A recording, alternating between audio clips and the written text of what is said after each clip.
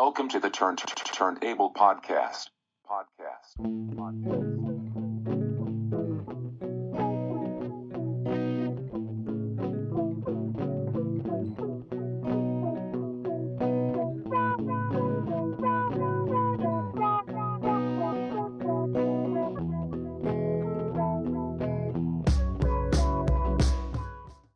Hey everyone, and welcome back to another episode of the Turnt Abel Podcast. Today I am joined by the Los Angeles-based singer, songwriter, producer, Cam Johnson, aka Never Met a Human. Available on all major streaming platforms now, his first EP, Mini Human Heart, was released in August through After Dinner Records. I found this EP to be a refreshing blend of folk and electronic music, which you don't typically see nowadays. And without further ado, Cam, welcome to the podcast, man. Thank you so much for having me. Of course. Like we were talking about before, it does feel like a long time coming. We've been in communication for a little bit, so it feels great to finally have you here.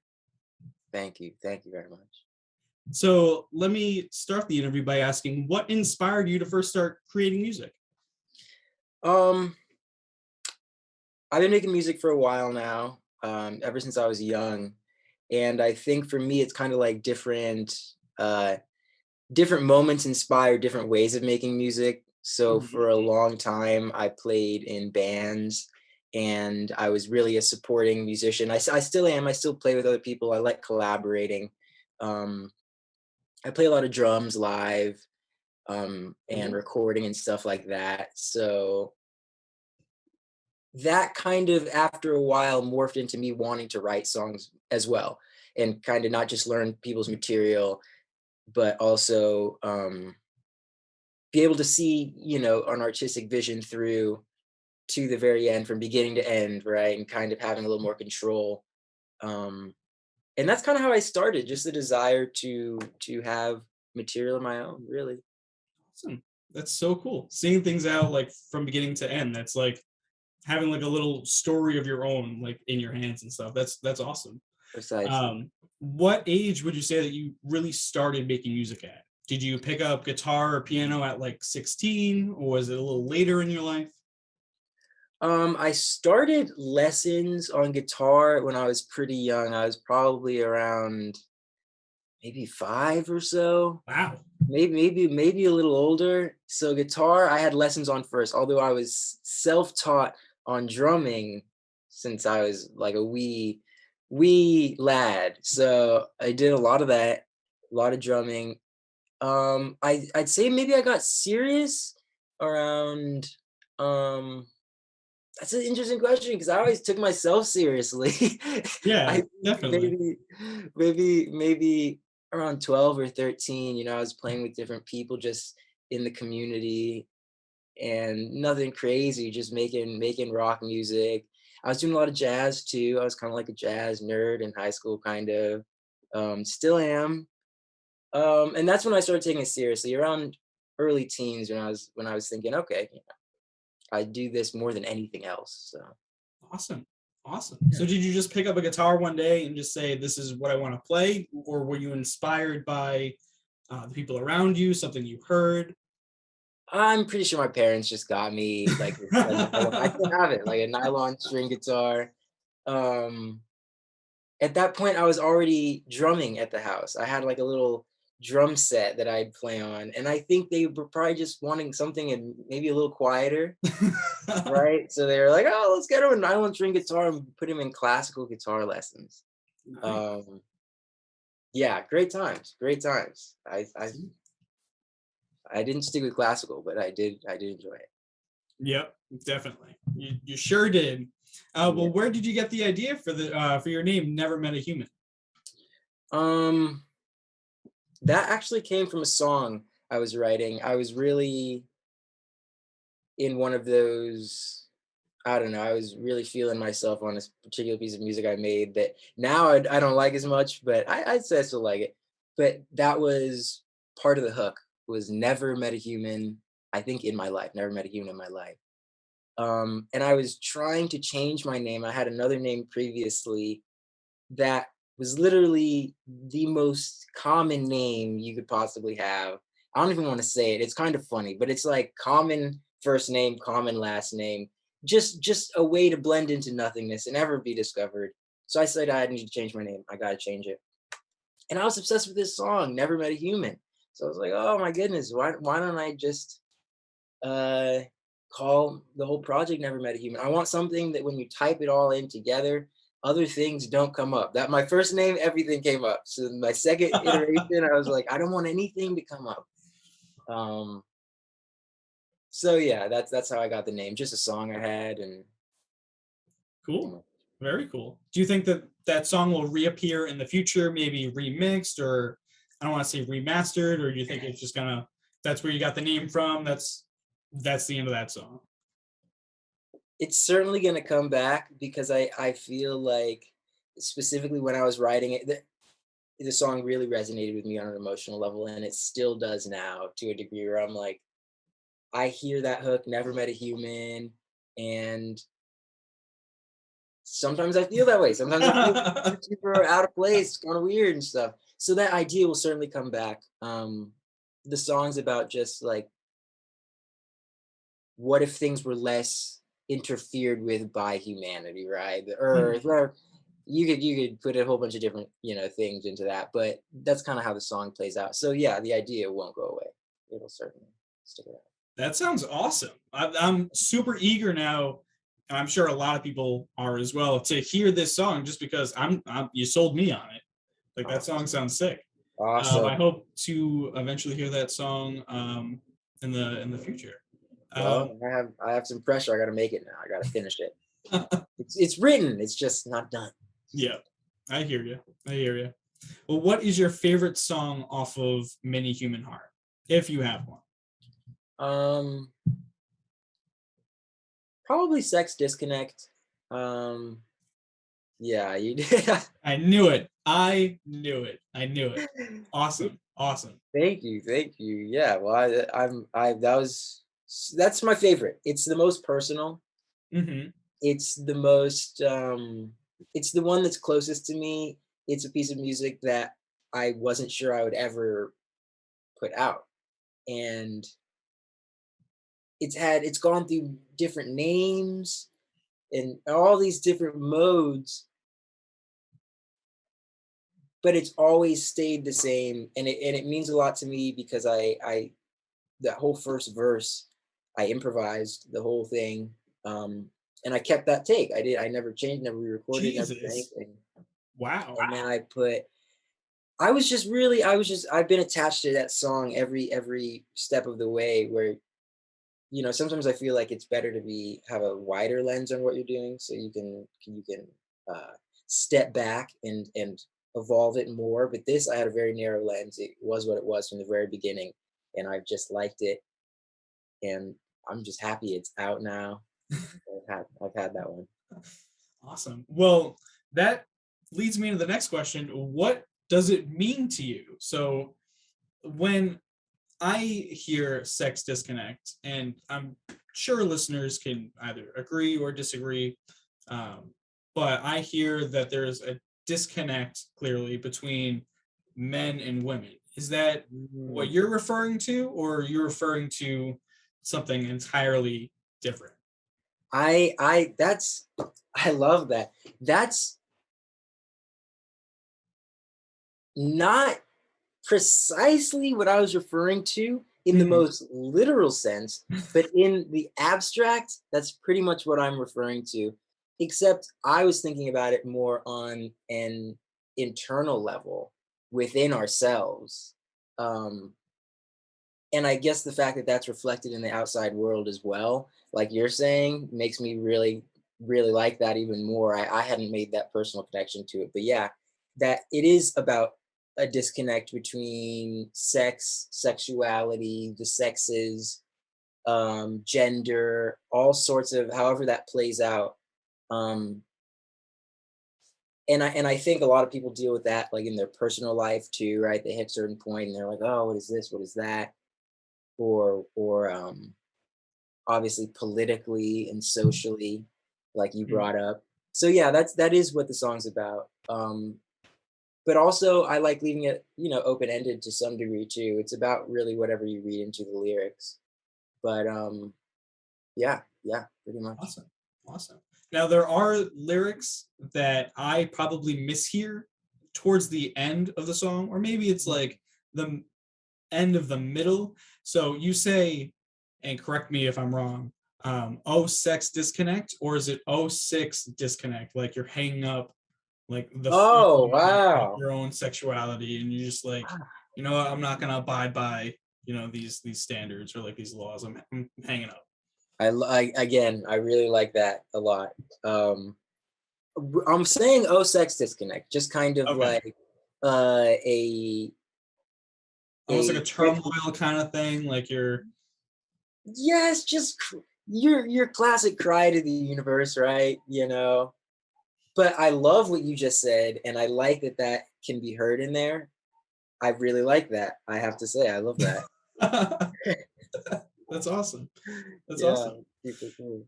So the EP is relatively short, only about like 10 minutes long. And I mean, EPs vary in size for everybody. Everybody's different. How long have you been working on these songs for? It sounds like, I mean, from beginning to end, you put a lot of time and effort into this. Thank you. Yeah, I've been working on those songs in various forms for a while. And they're certainly picked from a wider catalog of things I was making during the same period of time. So there are songs that were on the EP initially, and then I kind of took them off because I wasn't as happy with them or didn't know what direction to take them in to their more final form. But I selected these for this is material that's probably existed, some of them up to maybe 2.5, 3 years ago. Wow. Yeah.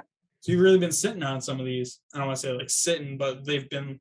No, I have been sitting. I've been positively incubating. And I have I have a lot more stuff. But it's kind of interesting because even as this EP to me does speak to an era of my songwriting in which I wanted to do everything alone. No one even tinkers with it. And I found that was reflective of the fact that I was constantly running around to studio sessions, working on other people's music. What do you want? What do you like? Or in a recording session, yeah, let me sing me back that drum groove. Let me play it out for you. Like so much of that, so much rehearsing and like, okay, let me learn the song. All right, I didn't do it right. Let me take it again. So many times that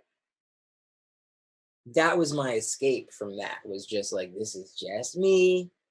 People stay back. This is me. So yeah, I think that music represents that kind of mindset. And I am working on more stuff now that is more collaborative in terms of how it's being written and made. And that's kind of the wave I'm on right now, is just opening it up a little bit. Awesome. I mean, I definitely feel like there's a distinction between the two singles that you've currently released. Inconvenience featuring and I'm gonna butcher this name, Levin Kali. Is that close enough? Levin Kali. Yeah. Awesome. Yeah. And then the Live Forever demo. So hearing these two and then hearing the EP, it feels like you've almost evolved as a musician since these, just because they're so different. Do you think your next EP or album will sound similar to Mini Human Heart, or do you think it's going to sound like like another evolution?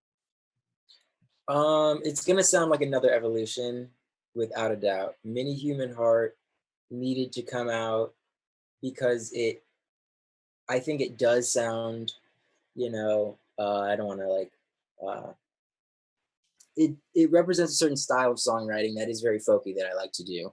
And I think that kind of folky element is going to appear in everything I do. But the next stuff I'm doing is different, without a doubt. and it's different, and I'm embracing that. Awesome. Sick. That's sick. So will you be releasing official lyrics for this EP, or do you think it's just gonna be left out? Oh my goodness. So I'm kind of a sucker for people just hearing whatever they hear, because that's how I hear music. Is I never really Okay. pick it up. I'm like, sonically, what you deliver, I'll just take that. If I've been saying the lyrics wrong for years, okay. But I do think I should release the lyrics. Yeah, I should. I eventually will. Cool. I want to do lyric videos. I think that might be a good idea. Ooh, that would be nice. That'd be pretty cool. Something like that. Sweet. Well, who shot the photo that you used for the EP's artwork? How did you decide that photo is what you wanted to use for the EP? I had a very tough time deciding, and other people helped me. Other people helped me. I asked some really close friends. I said, guys, I'm confused. I don't know what to put forward, and that was kind of the consensus. That's one of 3 photos that are kind of in that style, and people kind of like that one. So I said, let me let the decision go, and let that just happen. Let other people choose. As far as who shot it, a very amazing filmmaker and photographer named Mar Sudak. Mar Sudak took that photo of me, and they've taken a lot of photos of me. That's currently one of my favorite photographers. So I have more I'm gonna release of that kind of series, that little era of flicks. But yeah, Mar Sudak. Nice. Mar Sudak. Very cool. So do you think you'll be collaborating with him on your next EP or full length? I don't know. I'm open to anything. I think the visual aspect of what I'm doing could certainly be really developed more, and I want to spend more time doing that. So I'm really open to anything. I always have ideas in my head that, I write down artists I see that I like, that I want to work with, and I'm always plotting. So I'm open to anything, but it'll certainly be something different. Something different. Sweet. Yeah. What else we got? So are you currently working on new music? I assume so, given your catalog of releases that you just kind of like have. When do you think you'll be releasing music next? Oh, you did just put this out in August, I will say. Yeah, I want to follow up with a single, certainly by January. I think I want to finish out another EP for the rest of the year, but maybe I'll do a single in between then if I have a track that I'm really excited about. But other than that, I'm working on a new body of work, and I'm kind of trying to take the time rather than, I guess, sift through an entire catalog. I want to make music specifically for a project. Okay. So rather than, I have this line around, I have that line around, I'll grab that and, jerry rig it to this. Rather than do that, I'm just going to try and stay in a certain headspace and make a project in that sense. Cool. Awesome. What was it? So almost like a concept album or like a concept piece. I guess so. I want to start thinking of it that way now. Now that you said that, yes. It's a concept album. That's, yes. Sweet. Yeah. Awesome. So do you have any plans for an Instagram live performance of these songs? In short, no. The live aspect of what I'm doing is been something I've only performed once my own stuff live. I've done it one time. Only once? Where was that at? That was at an event for After Dinner Records in Los Angeles in Highland Park. So I've done so many other live things that I kind of feel a little bit I don't know what iteration I want it to take. So no, I'm not specifically planning an Instagram live performance, but I am planning live performance, period. I'm gonna start doing more of that. Yeah, I'm excited. I'm excited to see what I can make with my friends. Awesome. Well, I really hope that a lyric video or a music video comes out soon, because I feel like you would just take the ball and just run with it. Awesome. That would be sick to see. Where can fans, including myself, find your merch? I don't have merch yet. Yeah, I know. Is it in the works, or you think it's going to be out for the future release? I think I'll probably have it out for the future release. I'm not entirely sure what I want to make yet. I hear you, because given the release and just who you are as a person, it seems like whatever you do decide to do is going to be memorable. I want to make something memorable. I really do. I was thinking of a t-shirt with just my face on it, but I think that might be a little much. So maybe not. Maybe not. But yeah, I have to work on that. And a few of the people I collaborate with have actually taken some good steps with their own projects as far as merch goes. So I'm excited to kind of tap their sources and see what I can make that people will want. I want to make merch that moves. That's what it's got to be something awesome, right? Awesome, and not too expensive. That's my limitation. Sounds like a good goal, honestly. Yeah. Couple more questions just to end the interview. I always love to ask this question. Some people hate this question, but if you were stranded on a deserted island, what is the one album that you would need to have with you? Yeah, I mean, I can't even wrestle with that one too long. I don't know. Gosh, what's the one record? Probably a Stevie record, but now I have to decide which one is what Stevie Wonder I'm taking to the island.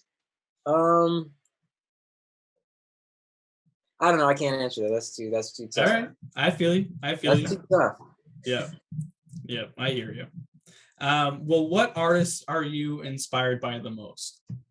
So Stevie Wonder, I mean, clearly, given the answer. Yeah, certainly Stevie Wonder is going to be up there. I really like Bob Marley as well. I really like Jimi Hendrix. I really like John Coltrane.